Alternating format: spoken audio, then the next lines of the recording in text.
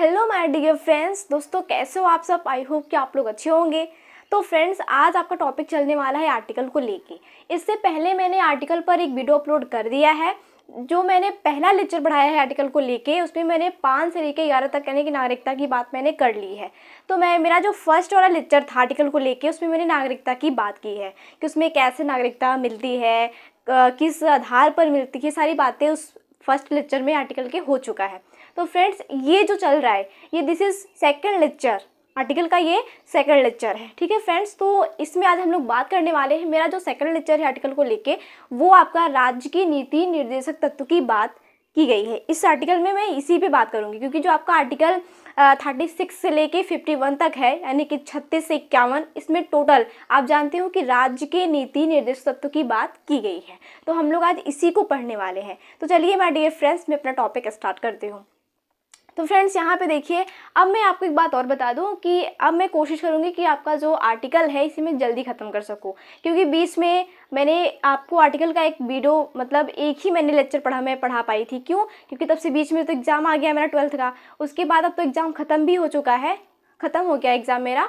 तो अब मैं कोशिश करूँगी कि अब तेज़ी से अपना जो प्रिपरेशन है मैं उसे आगे बढ़ाऊँ, और उसके साथ ही साथ आप लोग का भी जो मैंने आपसे प्रॉमिस किया था कि मैं एनसीईआरटी ख़त्म करूँगी, तो उसे भी मैं अब जल्दी से कवर करा सकूँगी। ठीक है फ्रेंड्स, चलिए अपना टॉपिक स्टार्ट करते हैं। तो यहाँ पे देखिए, मैंने लिखा है आर्टिकल इसलिए लिखा गया है क्योंकि आपका टॉपिक ही आर्टिकल पे चल रहा है। ठीक है, ये आर्टिकल का कंफ्यूज मत होना। ये वाला जो अनुच्छेद मतलब ये अनुच्छेद सेकंड का ये आपका दूसरा लेक्चर चल रहा है। पहला मैंने पढ़ा दिया, पहले मैंने नागरिकता की बात की है, और दूसरे में राज्य की नीति निर्देशक तत्व की बात की जाएगी। ठीक है, तो यहाँ पे देखिए मैंने लिखा भी है कि राज्य की नीति निर्देशक तत्व, आर्टिकल की बात हो रही है, और किस पे हो रही है, तो राज्य के नीति निर्देशक तत्व। इसको इंग्लिश में बोलते हैं directive principle of state policy. ठीक है, इसे शॉर्टकट में डीपीएसपी भी कहते हैं। इसको शॉर्टकट में डीपीएसपी भी कहते हैं। तो आप लोग कंफ्यूज मत होना, बहुत से टीचर ऐसे भी पढ़ाते हैं शॉर्टकट में।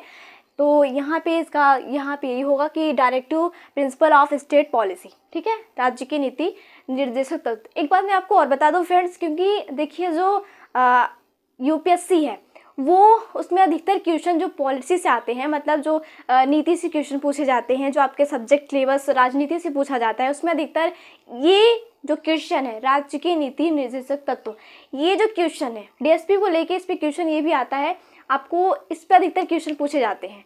और अधिकतर मतभेद ये होता है कि जो आपके मौलिक अधिकार हैं वो, और जो आपके राज्य की नीति निर्देशक तत्व, इसमें कुछ चीज़ बातें मिलती जुलती हैं, तो उसमें आपको कंफ्यूज किया जाता है, आपसे प्रश्न पूछे जाते हैं। तो इसको लेके इंटरव्यू में भी सवाल किए जाते हैं। इसको यहाँ पे इसको directive principle of state policy को लेके तो इंटरव्यू में भी पूछा जाता है, इस पर भी सवाल खड़े होते हैं। इतना ही नहीं, आपके एग्ज़ाम में भी इस पर भी आता है लिखने के लिए, मेंस में आपको लिखना पड़ता है। उसमें ऐसे के रूप में दे सकता है या फिर किसी क्वेश्चन के रूप में दे सकता है। अगर राजनीति पूछता है तो उसमें ज़रूर ये आएगा, उसमें पूछा भी जाता है। मैंने कई ऐसे प्रीवियस पेपर देखे हैं जिसमें पूछा भी गया है। तो फ्रेंड्स, प्रीवियस पेपर देख सकते हो या फिर इंटरव्यू देख सकते हो, उसमें पूछे जाते हैं। ठीक है, तो यहाँ पे देखिए यही चल रहा है आपका। तो सबसे पहले मैंने क्या लिखा है, हम यहाँ देखो कोई भी चीज़ हम पॉइंट के हिसाब से पढ़ेंगे, ऐसे नहीं कि कहाँ पे टॉपिक स्टार्ट किया और कहाँ पे ख़त्म किया, क्योंकि ऐसे पढ़ाने से कोई मतलब है नहीं, ना तो समझ में आने वाला है और ना टॉपिक कवर हो पाएंगे। ठीक है फ्रेंड्स, तो यहाँ पे मैंने देखो मैं कोई भी चैप्टर आपको पढ़ाई हूँ तो पॉइंट के अनुसार, क्योंकि मेरा यही मकसद है कि पॉइंट्स के हिसाब से पढ़ा हुआ चीज़ याद भी रहता है और हम उसे अच्छे से कहीं भी दर्शा सकते हैं। ठीक है फ्रेंड्स, तो मैं आपको यही सलाह दूंगी कि आप अगर कोई भी चीज़ एक्सप्लेन कर रहे हो सामने वाले व्यक्ति को, या फिर आप खुद ही अपने आप को एक्सप्लेन कर रहे हो, या फिर आप जैसे कि लिखने की प्रैक्टिस कर रहे हो, कुछ भी कर रहे हो, तो मेरा यही कहना है कि आप पॉइंट के अनुसार चलना, क्योंकि पॉइंट्स के अनुसार किया गया काम वो आपको हमेशा याद रहेगा।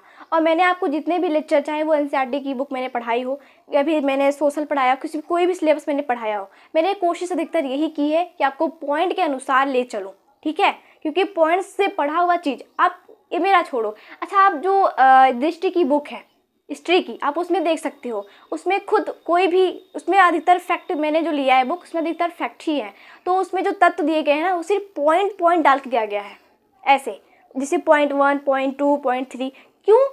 इसलिए क्योंकि आपको वहाँ पे एग्जाम में भी जब आप लिखते हो तो वहाँ पे भी आपको पूरा विवरण देने की ज़रूरत नहीं है, अगर आप उसे शॉर्ट में पॉइंट के अनुसार दर्शा देते हो। यूँ कहें तो सीमित शब्दों में अधिक बातें। तो चलिए फ्रेंड्स वही समझते हैं। तो यहाँ पे मैंने देखो पॉइंट 1, 2, 3 एंड 4, 5 ये हम लोग समझेंगे और उसके बाद आर्टिकल को मैं शुरू करूँगी। कौन सा आर्टिकल? यहाँ 36 से लेके 51 तक। तो यहाँ पे मैंने देखो आर्टिकल डाला है 36, 37, 38, क्योंकि अभी यहाँ तक देखो इसमें इतना यहाँ तक अभी आ गया है कि मैं कोशिश करूँगी कि आपको रोज़ 5-5 आर्टिकल डेली ख़त्म करूँ। ठीक है फ्रेंड्स, क्योंकि ऐसे आपको बातें समझ में भी आएगी और जल्दी से सिलेबस भी कवर होगा। क्योंकि अब मैं स्टार्ट करने वाली हूँ जो आपकी एम लक्ष्मीकांत की बुक है। मैंने आपको पहले बोला था कि मैं लेके आऊँगी, तो मैंने एम लक्ष्मीकांत की बुक समझो स्टार्ट मैंने कर दिया है आर्टिकल से। तो आपके जैसे ही आर्टिकल ख़त्म होते हैं वैसे प्रेसिडेंट, वाइस प्रेसिडेंट, जैसे कि पीएम को लेके, ठीक है, प्राइम मिनिस्टर और चीफ मिनिस्टर, ये सारे टॉपिक मैं लेके आने वाली हूँ। क्योंकि अब आपकी एम लक्ष्मीकांत की बुक स्टार्ट हो चुकी है आर्टिकल से। ठीक है फ्रेंड्स, तो आपकी पहला ये आपका सेकंड लेक्चर है। ठीक, तो यहाँ पे देखिए मैंने पॉइंट 1 डाला है। बात किस पे हो रही है मैंने पहले बता दिया, आर्टिकल पे डिस्कशन कर रहे हैं। ये सेकंड लेक्चर है आर्टिकल का। बात क्या हो रही है? राज्य के नीति निर्देशक तत्व। ये ध्यान से पढ़ना क्योंकि आपको मेंस में लिखने को भी मिलेगा एंड इंटरव्यू में भी पूछा जा सकता है। ठीक है, तो यहाँ पे देखिए पॉइंट 1, 2, 3 और 5 तो सबसे पहले हम इसके यूँ कहें तो प्रस्तावना को देखेंगे। प्रस्तावना कहे तो जैसे आप कोई भी निबंध ऐसे लिखते हो तो सबसे पहले उसमें पॉइंट डालते हो ना, प्रस्तावना, फिर ये कैसे हुआ, क्यों हुआ, ये सारी चीज़ें लिखते हो, उसके बाद आप लिखना स्टार्ट करते हो, राइट। तो यहाँ पे मैंने डायरेक्ट ही आपको मैंने आर्टिकल नहीं लिखा है 36, 37, 38, नहीं, आर्टिकल तो मैंने यहाँ से स्टार्ट हो रहा है। लेकिन उससे पहले आप जिसके बारे में जान रहे हो, जिसके बारे में आप पढ़ रहे हो, सबसे पहले उसके बारे में कुछ बातें, कुछ ब्यौरा जान लेते हैं। ठीक है, कि कहाँ से कहाँ तक है, किस भाग में है और ये लिया कहाँ से गया है। तो ये पहले उसके बाद को जानेंगे, उसके उद्देश्य को पढ़ेंगे, उसके बाद में आर्टिकल स्टार्ट करूँगी 36 से 51। ठीक है, तो यहाँ पे देखिए मैंने पॉइंट 1 डाला है। तो यहाँ पे पॉइंट 1 में सबसे पहले मैंने बात किया है भाग 4। यहाँ पे लिखा है भाग 4 36 से 51। यस फ्रेंड्स, क्यों? क्योंकि मैं आपको सबसे पहले ये बताना चाहती हूँ कि अगर आप राज्य की नीति निर्देशक तत्व की बात, इसका जिक्र कहीं होता है तो सबसे पहले आपको ये, कि फ्रेंड्स तो यहाँ पे देखिए सबसे पहले मैंने यहाँ पे पॉइंट 1 भाग 4 और 36 से लेके 51 मैंने ये डाला है। क्यों? क्योंकि सबसे पहले मैं आपको ये बताना चाहती हूँ कि सबसे पहले आप जिसके बारे में पढ़ रहे हो, जिसके बारे में कहीं भी आपसे जिक्र किया जाएगा, सबसे पहले आपको उसके बारे में कुछ डिटेल पता करनी है, उसके बाद आप उसकी गहराइयों में चलोगे। ठीक है, तो यहाँ सबसे पहले आपको जानना है कि जो राज्य के यहाँ पे जो directive principle of state policy है, ये जो स्टेट पॉलिसी है ये किस भाग में है और किस आर्टिकल में है, कहाँ से कहाँ तक, ये जानना है। एंड सेकंड पॉइंट ये है कि लिया कहाँ से गया है। अगर हम कोई बात करें कि ये चीज़ बनी कैसे है तो आपके मन में तो सवाल उठेगा ना कि बनी कैसे है, कहाँ बनी है। तो वैसे ही ये लिया कहाँ से गया है, क्या यहीं से लिया गया है या फिर किसी अदर कंट्री से लिया गया है, तो ये बातें आपके सेकेंड पॉइंट में है। तीसरा ये है कि इसके उद्देश्य क्या है। यस, अगर ये लिया गया तो क्यों लिया गया, कोई मकसद होगा, तो वो जानेंगे पॉइंट तीसरे में। उसके बाद हम यहाँ 4 में यहाँ पे जो मैंने लिखा है गांधीवादी, ये लिया गया तो ये किसकी विचारधारा पे लिया गया। ठीक है, इसके थोड़ा विचारधाराओं को बात करेंगे थोड़ा सा इसमें। फिर पॉइंट नंबर 5 ये है कि इसकी आलोचना। यस, अगर कोई चीज़, मान लो कोई घर आप व्यवस्थित बना लेते हो, ठीक है, उसकी सारी प्रिपरेशन आपने कर लिया, उसका निर्माण कर दिया, वो बन के तैयार हो गया। अब देखने वाले व्यक्ति ये कहेंगे कि ये दिख कैसे रहा है, उसकी आलोचना करना स्टार्ट करेंगे कि नहीं, अच्छा दिख रहा है, बुरा दिख रहा है, कैसे बना है, कैसे नहीं बना है, डिजाइन कैसा है, ये सारी बातें। वही बात यहाँ पे है कि मानो मैंने आपको बता दिया ये भाग 4 में है, 36 से 51 तक है, लिया गया आयरलैंड से, उद्देश्य इसका क्या है और इसका विचारधाराएं क्या है, बात क्लियर हुई, घर बन गया। लेकिन अब इसकी आलोचना करेंगे। हाँ, घर बना तो कैसा, मतलब बहुत अच्छा है, कैसा है, आप पूछोगे ना, सब कुछ करने के बाद आप पूछोगे कि नहीं पूछोगे, घर अच्छा बना है कि नहीं बना है, अच्छा लग रहा है कि नहीं लग रहा है, अच्छा दिख रहा है कि नहीं दिख रहा है। वही बात है, सब कुछ तो तैयारियां हो गई, मानो कि स्टेट पॉलिसी रेडी होगी, चाहे जैसे भी जहाँ से भी जैसे बना हो, कहाँ से कहाँ तक है बात ठीक है, बन के तैयार हो गया। लेकिन अब इसकी आलोचना स्टार्ट होती है कि क्या ये बना गया, लिया गया, सही लिया गया, क्यों लिया गया, मतलब सही है, ये स्टेट के लिए सही बात है कि नहीं, वो सारी बातें, इसकी आलोचना स्टार्ट होती है। तो 5वां इसकी आलोचना को लेके है, ठीक है। अब एंड सेकेंड हम देखते हैं यहाँ पे जो 36, 37, 38, अब यहाँ से आपका मेन पॉइंट, आपका निचोड़, आपका आर्टिकल स्टार्ट होता है, ये यहाँ से, ठीक है। तो मैंने यहाँ पे बहुत मैं शॉर्ट में लेके आई हूँ, क्यों? क्योंकि आप एक बार इसे समझ लो, उसके बाद इसे नोट कर लीजिएगा, उसके बाद अपने अकॉर्डिंग इसे तैयार करना, क्योंकि मुझे पता है कि यूपीएससी के जो एस्पिरेंट्स हैं उनके पास इतना वक्त नहीं है कि वो लंबी लंबी टॉपिक बना के रख सकेंगे, नहीं, उन्हें इन्हीं शब्दों में अधिक बातें व्यक्त करना होता है, जैसा कि मैं खुद कर रही हूँ, ठीक है फ्रेंड्स। तो यहाँ पे आपका मेन आर्टिकल यहाँ से स्टार्ट है, लेकिन इससे पहले सारी विवरण को जान लेना, क्योंकि बातें भी इसी पे हो रही है, ठीक है। तो देखिए यहाँ पे सबसे पहले बात कर रहा है पॉइंट नंबर 1 क्या है। पॉइंट नंबर ये है कि भाग 4, यस, भाग 4 और आर्टिकल 36 से लेके 51 तक। तो आपको ये ध्यान में रखना है, अगर कोई व्यक्ति या फिर कहीं से भी कहीं भी आपसे पूछा जाता है कि जो स्टेट पॉलिसी है, जो स्टेट पॉलिसी है यानी कि जो राज्य के नीति निर्देशक तत्व हैं, वो किस संविधान के किस भाग में है, तो आपको ये बताना है भाग 4 में है। अब लेकिन वो है कहाँ से कहाँ तक, किस अनुच्छेद में है, तो आपको बताना है अनुच्छेद 36 से लेके 51 तक, ठीक है। 36 से लेके 51 तक में आपके राज्य के नीति निर्देशक तत्व की बात की गई है, स्टेट पॉलिसी की, ठीक है, जिसे कहते हैं DPSP की बात की गई, जिक्र किया गया, ठीक है। नेक्स्ट पॉइंट है आयरलैंड। आयरलैंड मतलब कहें तो ये कंट्री है, पता है आपको, लेकिन यहाँ आयरलैंड अदर कंट्री की बात क्यों की जा रही है? क्योंकि जो आपकी स्टेट पॉलिसी है, जो directive principle of state policy है, ठीक है, DPSP, ये वहीं से लिया गया है। कहाँ से? ये इसी कंट्री से लिया गया है, आयरलैंड से। फिर पॉइंट नंबर 3, इसके उद्देश्य की बात आ रही, सबसे मेन पॉइंट, ठीक है सबसे मेन पॉइंट है इसका उद्देश्य। अब बात ये आती है कि इसका लेने का मकसद क्या था। हाँ, क्या वैसे यहाँ के जो संविधान निर्माता थे, जो बना रहे थे, क्या वैसे इसका निर्माण नहीं कर सकते थे? हाँ बताइए, इसे अदर कंट्री से ले तो लिया गया, ठीक है, बात सही है, लेकिन वो लेने का मकसद क्या था? वहाँ से इसको लेने का मकसद क्या था? तो मकसद ये, इसका उद्देश्य, तो उद्देश्य भी आप जान लो। इसका उद्देश्य ये था कि लोक कल्याणकारी राज्य की स्थापना करना, इसका पहला मकसद था। एंड दूसरा मकसद ये था कि आर्थिक सामाजिक लोकतंत्र की स्थापना करना। अर्थात इसको संविधान निर्माता ने इसलिए इसको लिया, यानी कि स्टेट पॉलिसी को इसलिए आयरलैंड से लिया गया, ताकि इंडिया में, मतलब यहाँ पे जो भारत का जो यहाँ पे बात करें तो, ताकि इंडिया में अच्छे से जो शासन है वो स्टेट लेवल पे अच्छे से संचालित की जा सके। जैसे कि यहाँ कह रहा है कि इसका उद्देश्य पहला ये है कि लोक कल्याणकारी राज्य की स्थापना करना। मतलब हमारा स्टेट्स तो है, मतलब राज्य तो है, लेकिन अगर राज्य में अच्छे से कार्य ना किया जाए तो क्या उसका कोई महत्व रहेगा? क्या नहीं रहेगा ना। बस वही बात है, यही कह रहा है कि लोक कल्याणकारी राज्य की स्थापना करना, मतलब जो राज्य हैं वो अपने अपने स्तर पे लोगों के लिए अच्छे तौर पे वो कार्य कर सके, अपनी जो शासन पद्धति है उसको संचालित सुचारू रूप से कर सके। बस यही इसका मकसद पहला था। एंड दूसरा मकसद ये था कि आर्थिक सामाजिक लोकतंत्र की स्थापना करना। मतलब हमारे यहाँ डेमोक्रेसी तो देखते हो आप, बात सही है। कुछ व्यक्ति ये भी कह देते हैं कि डेमोक्रेसी तो है लेकिन नाम मात्र का है, ये भी बात सही है, मैं इस बात से भी सहमत हूँ, क्योंकि अधिकतर जगह देखने को मिलती है, बिल्कुल मिलती है। तीसरी बात ये आप देख सकते हो कि बहुत से व्यक्ति ऐसे कहते हैं कि हमारे यहाँ लोकतंत्र तो है। बहुत से व्यक्ति की निगाह में अच्छा है लोकतंत्र हालांकि अच्छा है, लेकिन जहाँ पे सिर्फ नाम मात्र का है वहाँ क्या कोई मतलब है क्या लोकतंत्र का? नहीं ना।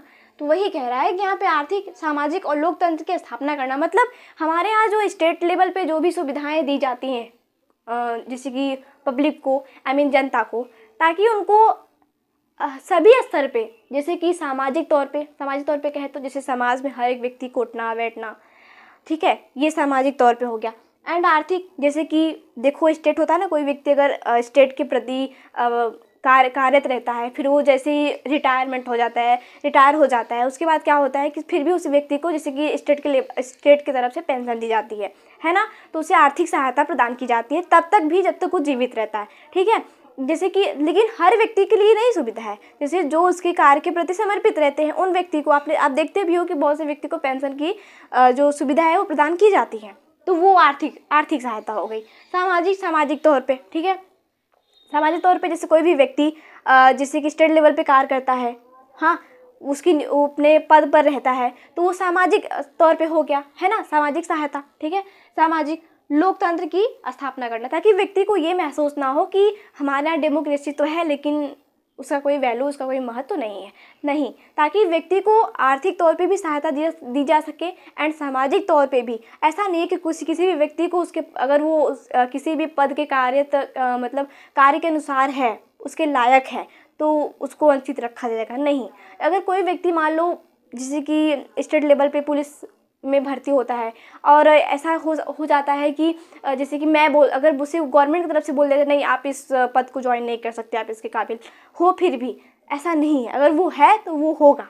ठीक है, तो वो हो गया सामाजिक और वो हो गया आर्थिक, जो पैसे की मतलब जो पेंशन वाली व्यवस्था है। ठीक है, आर्थिक। और यहाँ लोकतंत्र मतलब हमारे यहाँ कोई भी व्यक्ति अगर जैसे मान लो एग्ज़ाम दे रहा है तो क्वालिफाई हो गया, तो उसको मतलब कि उसकी नियुक्ति होना तय है। ठीक है, तो वो हो गया लोकतंत्र, मतलब यहाँ पे उसकी मेहनत के अनुसार उसको पद उसका दिया जाता है। ठीक है, तो ये बात है, यानी कि आर्थिक सामाजिक लोकतंत्र की स्थापना करना। ऐसा ना हो, ऐसा जनता को महसूस ना हो कि हमारे यहाँ डेमोक्रेसी है बट नाम मात्र का। ठीक है, तो ये व्यवस्था देखो, ये जो व्यवस्था है राज्य की नीति निर्देशक तत्व, स्टेट पॉलिसी, ये ओनली स्टेट के लिए है, वो सिर्फ स्टेट के लिए है। ठीक है, अब देखिए आगे चलते हैं। तो बात समझ में आई कि भाग और आर्टिकल फिर लिया कहाँ से गया है, इसके उद्देश्य, बात क्लियर हुआ। नंबर 4 क्या है, यहाँ पे लिखा है गांधीवादी, समाजवादी, उदारवादी।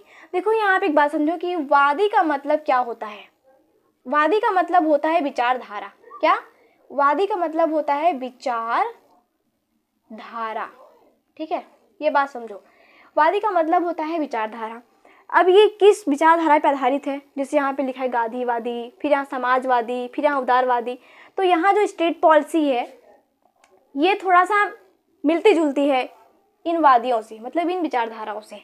ठीक है, तो यही कारण है कि यहाँ पे इसकी आलोचना भी करना स्टार्ट कर दिया गया। किसकी? स्टेट पॉलिसी की। क्यों? जैसे कि केटी साहब जी हैं, ठीक है, वो कहते हैं, उन्होंने अपना एक आलोचना व्यक्त किया है स्टेट पॉलिसी को लेके, क्योंकि जिस समय आप जानते हो कि डॉक्टर बी.आर. अम्बेडकर जब संविधान का निर्माण कर रहे थे, वहाँ पे ड्राफ्ट कमेटी लेके बैठे थे वो, तो उन्हीं के समक्ष ये भी थे केटी साहब। तो इन्होंने भी अपना एक मत दिया, इन्होंने एक आलोचना की स्टेट पॉलिसी को लेके। क्या? आइए देखते हैं। यहाँ पे लिखा है कि राज्य के नीति निर्देशक तत्व एक ऐसा चेक है जो बैंक की सुविधा के अनुसार अदा की जाएगी। यस, मतलब ये है कि इन्होंने जो स्टेट पॉलिसी है उसकी तुलना ये चेक से करते हैं, लेकिन ये कहना क्या चाहते हैं इन शब्दों में, कि कहना ये चाहते हैं कि राज्य के जो नीति निर्देशक तत्व हैं, जो स्टेट पॉलिसी है, वो एक ऐसा चेक है, मतलब वो एक ऐसा रूल है, वो एक ऐसा नियम है जो बैंक की सुविधा के अनुसार अदा की जाएगी। अर्थात बैंक की सुविधा, वैसे ही कहें कि राज्य की सुविधा के अनुसार ही अदा की जाएगी। बात समझ में आई? कहने का मतलब ये है कि राज्य की जो नीति निर्देशक तत्व है, जो स्टेट पॉलिसी है, ये एक ऐसा चेक है, मतलब ये एक ऐसा रूल है, ये एक ऐसा नियम है स्टेट पॉलिसी, जो बैंक की सुविधा अर्थात जो राज्य की सुविधा के अनुसार ही अदा की जाएगी। एग्जाम्पल, जैसे मानो कोई व्यक्ति है, अगर वो स्टार्टिंग यानी वो जन्म से ही अगर वो व्यवहारिक नहीं है, ठीक है, अगर वो उसके अंदर दया नाम की कोई चीज़ नहीं है, तो ऐसा तो है नहीं कि आप उसकी, अगर कोई व्यक्ति उसके अंदर दया नाम की चीज़ नहीं है, ठीक है, तो आप उसके व्यक्तित्व पर सवाल नहीं उठा सकते। ऐसा नहीं कि आप इस बात को लेके कोर्ट में चले जाओगे कि वो व्यक्ति दयावान नहीं है। नहीं, वो तो भाई अपना उसका व्यवहारिक रूप है, वो चाहे हो या ना हो, तो इस बात पे आप सवाल नहीं उठा सकते कि वो व्यक्ति दयावान नहीं है, उसका अपना व्यक्तित्व है ना। तो वैसे ही बात ये कह रहा है कि मतलब ये कहने का है कि अगर राज्य में सुविधा है तो वो क्या करेगी, जनता को देगी ही देगी। ठीक है, मतलब कहने का मतलब ये है कि अगर बैंक की सुविधा के अनुसार अगर बैंक में पैसा है तो वो भाई जनता को ब्याज पे देगी ही देगी, है ना।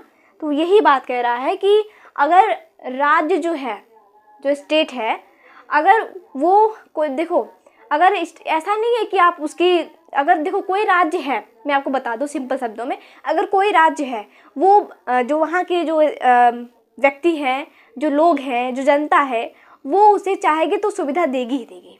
अगर उसके पास, जैसे कि अगर आप जो धनवान व्यक्ति है वही धन का दान करता है ना, वही धन को क्या करता है, दान करता है। जैसे एग्जाम्पल ले लो, अब चाहे धनवान व्यक्ति करे या ना करे, लेकिन एक नाम तो है कि जो धन वाले होते हैं वो दान करते हैं।